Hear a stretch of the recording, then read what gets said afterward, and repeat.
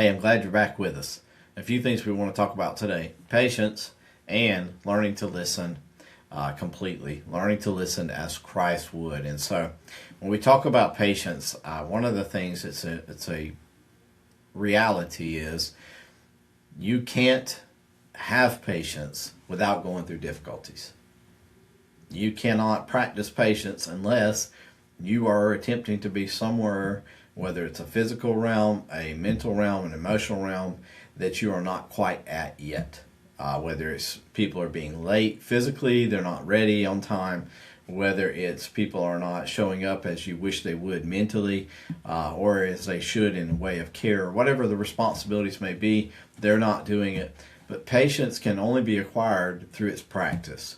And so when we start talking about patience, we realize that means that we're going to go through some difficulties. And so when we look at this patience, I wanted just to point out one of the things that Mr. Hilt points out in his book, How to Have a Better Relationship with Anybody. And I think it's a phenomenal way of viewing patience. And it is this: consistently use constructive, encouraging reinforcement.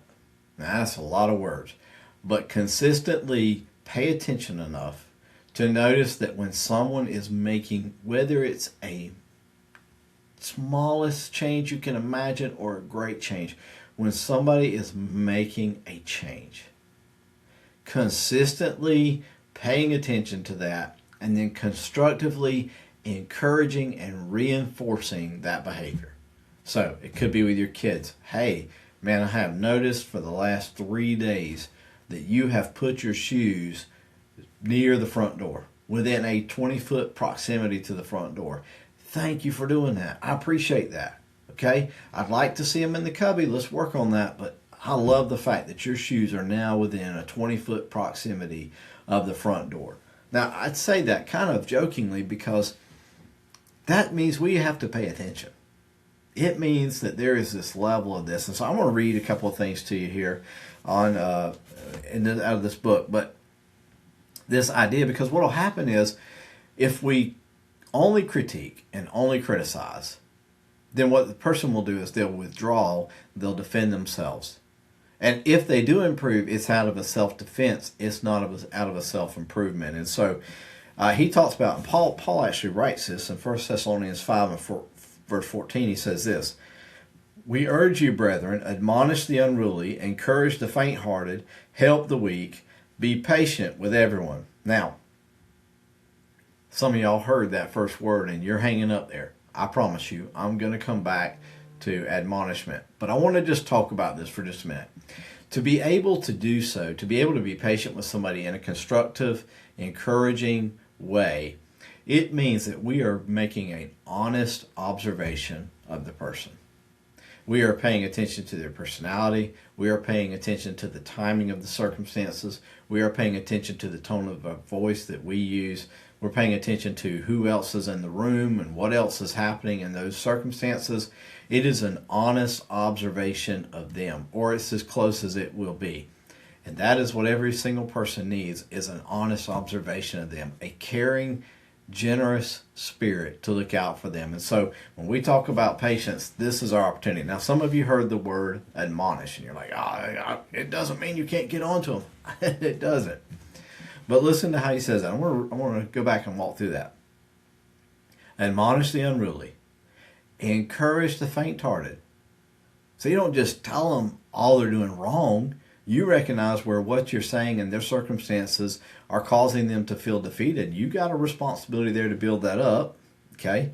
Help the weak. You recognize maybe the areas of deficiencies, and you're doing what you can to help reinforce that and help strengthen that. And then be patient. So admonishment is not a you better do better. It's a, hey, we're going to work on this, and I hope that you will help me with this, and here's what we're going to do, and these are the steps we're going to take. And then as you go through those steps, you begin to pay attention to what's happening, the tone of your voice, the setting, and all of those things that play a large role in this.